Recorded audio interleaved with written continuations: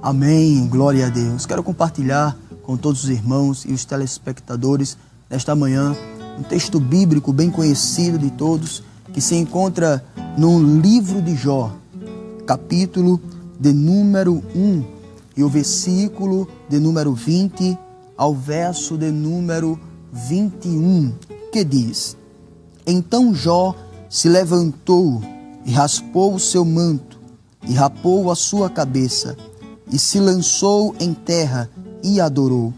E disse: Nu saí do ventre de minha mãe, e nu tornarei para lá. O Senhor o deu, o Senhor o tomou. Bendito seja o nome do Senhor. Glória a Deus. Estamos diante de um texto bíblico bem conhecido, sobre um testemunho muito impactante que toca os nossos corações do servo chamado Jó. Observamos através das Escrituras Sagradas que o verso de número 1 diz: Havia um homem na terra de Uz, cujo nome era Jó. E este era um homem sincero, reto, temente a Deus e desviava-se do mal. Observe que a Bíblia, ela declara as características deste servo de Deus. Era um homem que tinha comunhão com Deus. Era um homem que sacrificava a Deus. Observamos que Jó, ele tinha 10 filhos, né? Em exceção de 7 filhos e 3 filhas. Observamos também que a Bíblia deixa claro que Jó também tinha muitos animais e também trabalhadores ao seu favor. Observamos que a Bíblia deixa claro que Jó era o homem mais rico do Oriente. Observamos que naquela época os seus filhos também gostavam de se juntar todos na casa também do primogênito para estar comendo, bebendo e festejando. E observamos através das Escrituras Sagradas que a Bíblia diz que Jó, ele se levantava de madrugada e oferecia holocaustos ao Senhor. Aleluia. Ele oferecia sacrifícios ao Senhor. Como um homem de comunhão com Deus, ele sempre se levantava. Por quê? Porque ele tinha em seu coração que os seus filhos tinham pecado contra o Senhor, tinha pecado contra Deus. E um certo dia o inimigo de nossas almas recebeu uma interrogação do próprio Deus: De onde vens? E ele disse: De rodear a terra e passear por ela.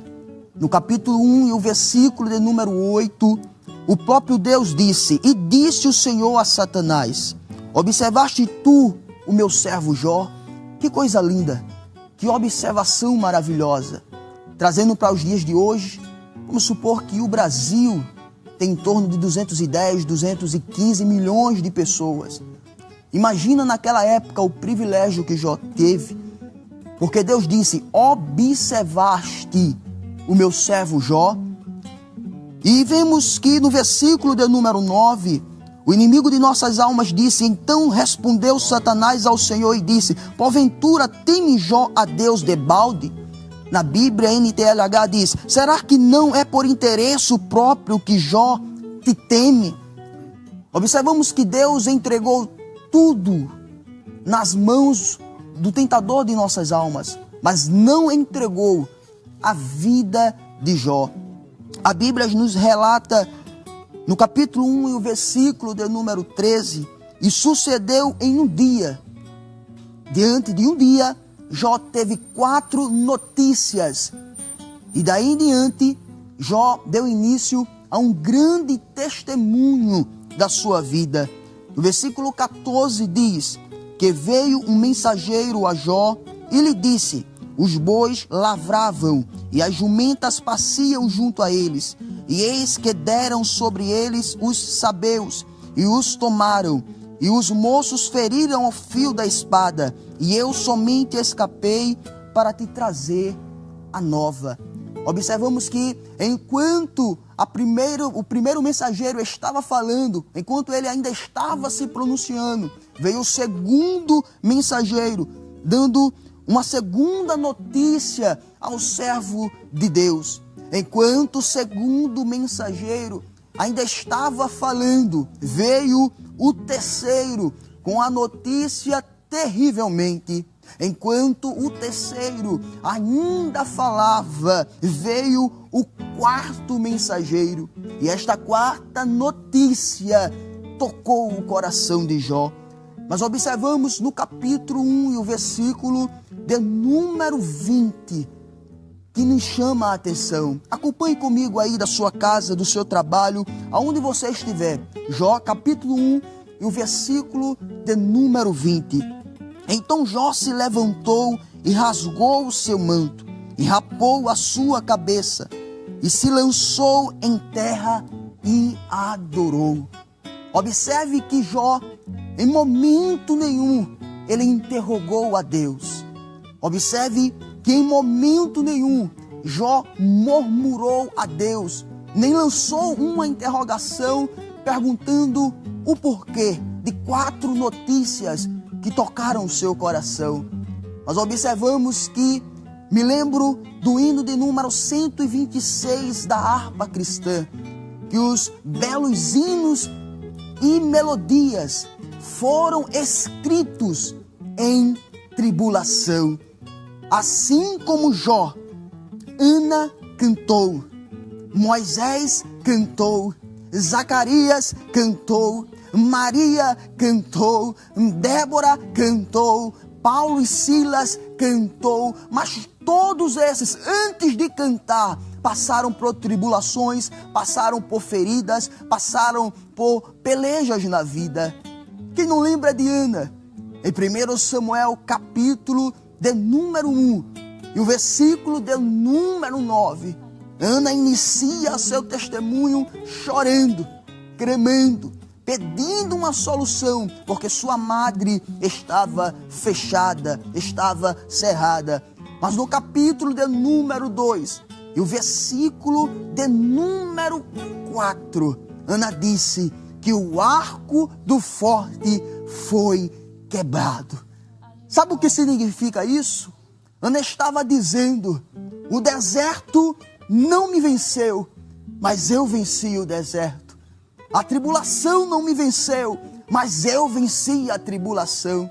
Penina não me venceu, mas eu venci Penina. Recebe essa palavra de onde você está nesta manhã. Aleluia! O deserto não vence a igreja, mas a igreja vence o deserto. Os espinhos não vencem a igreja, mas a igreja vence os espinhos. A tua provação não vai te vencer, mas você vai vencer a provação. Aleluia! Está doendo, canta. Oh, glória! Está chorando, canta. O coração está ferido, canta, adora, exalta ao nome do Senhor. Aleluia! Mas jovem Everton, eu estou sem voz. Já não jorra lágrimas sobre o meu rosto. Eu estou dentro da caverna, não importa onde você esteja. Se você está dentro da caverna, o GPS de Jeová vai te alcançar. Aleluia! O GPS de Jeová vai chegar aí na caverna, vai te dar graça. Ah, jovem Everton, eu estou na reserva, mas muitas das vezes o veículo só chega no posto porque está na reserva. Oh, glória! Existe uma reserva espiritual nesta manhã. Existe um armazenamento espiritual. Aonde você está, receba a graça da parte do Senhor. Receba a força da parte do Senhor. O armazenamento de Deus, não falta nada para a sua igreja. Se é graça, Ele tem graça. Se é misericórdia, Ele tem misericórdia. Se é força, Ele dá força. Se é ânimo que você precisa nesta manhã, Ele te dá ânimo. Recebe em nome de Jesus. Observamos que a segunda aflição que Job teve em sua vida foi a sua chaga, a lepra. Observamos que no capítulo 2 e o versículo de número 9, diz a seguinte expressão: então sua mulher lhe disse, ainda retens a tua sinceridade, amaldiçoa a Deus e morre. No versículo 10 diz assim, mas ele lhe disse, como fala qualquer doida, assim fala tu. Receberemos o bem de Deus, não receberíamos o mal? Em tudo isto não pecou Jó com os seus lábios. Jó tinha 3 amigos, Zofar, Bildade e Elifaz, que foram neste período visitar Jó. E observamos que quando os 3 amigos de Jó o avistaram, tocaram o seu coração, choraram em alta voz, passaram 7 dias e 7 noites do lado de Jó, sem dizer nenhuma palavra. Nós observamos que no capítulo de número 14 e o versículo de número 7, as palavras de Jó no meio da aflição se tornou em melodia. Acompanhe comigo, Jó capítulo 14 e o versículo 7 diz, porque há esperança para a árvore que se foi cortada, ainda se renovará e não cessarão os seus renovos. Versículo 8, se envelhecer na terra a sua raiz e morrer o seu tronco no pó, ao cheiro das águas brotará e dará ramos como a planta. Pode ter cortado a tua árvore, mas você ainda tem raiz. Jovem Everton, a minha raiz está tão fraquinha. Mas observe o que Jó disse, ao cheiro das águas vai jorrar na tua vida. Aleluia. Vai chegar o tempo certo na tua vida. Observe que em toda esta trajetória, Jó não murmurou ao Senhor, mas devido a tantas acusações dos seus amigos, Zofar, Bildade e Elifaz. No capítulo de número 38, acompanhe comigo o que diz as Sagradas Escrituras. Depois disso, o Senhor respondeu a Jó de um redemoinho e disse, quem é este que escurece o conselho com palavras sem conhecimento? Agora cinge os teus lombos como homem e perguntar-te-ei, e tu me responde-me, onde estavas tu quando eu fundava a terra? Observe que esta foi a maneira de Deus falar para Jó. Olha, Jó, está tudo em minhas mãos. Você que está aí nos acompanhando, receba esta palavra. Não tem nada perdido. Não tem nada fora dos trilhos. Você pode não estar entendendo hoje, mas o Senhor sabe o que está fazendo. Deus não coloca um soldado no meio da guerra sabendo que ele não vai suportar. Aleluia! Tu és o escolhido de Deus, tu és a escolhida de Deus. Ei, dirigente de campanha, vice-dirigente, lideranças de conjunto, líderes. Está espinhoso a obra, mas continua. Está ferido o teu coração, continua. As tuas noites só é lágrimas, mas continua. Aleluia! Porque no final você vai cantar. No final você vai agradecer. No final, aleluia, vai ter culto de ações de graça. Porque quando Deus chama, Deus se responsabiliza. Observamos que no capítulo 42 vem um reconhecimento extraordinário de Jó. Observamos que no capítulo 42 do livro de Jó, e o versículo de número 2, diz a seguinte expressão: bem sei eu que tudo podes, e nenhum dos teus pensamentos pode ser impedidos. Observe que Jó, ele reconhece a soberania de Deus. Ele reconhece que realmente tudo está nas mãos de Deus. Isaías capítulo 55 e o verso de número 9 Deus usando Isaías tremendamente para aquele povo. A palavra de Deus diz: assim como os céus são mais altos do que a terra, são os meus caminhos mais altos do que os vossos caminhos. Aleluia! E os meus pensamentos mais altos do que os vossos pensamentos. Deus tem algo preparado para você. Deus tem algo arquitetado para a tua vida. Resiste à aflição como um bom soldado do Senhor. Eu sei que nesta vida muitas coisas tocam o teu coração. Mas o que, jovem Everton? A tristeza toca o teu coração.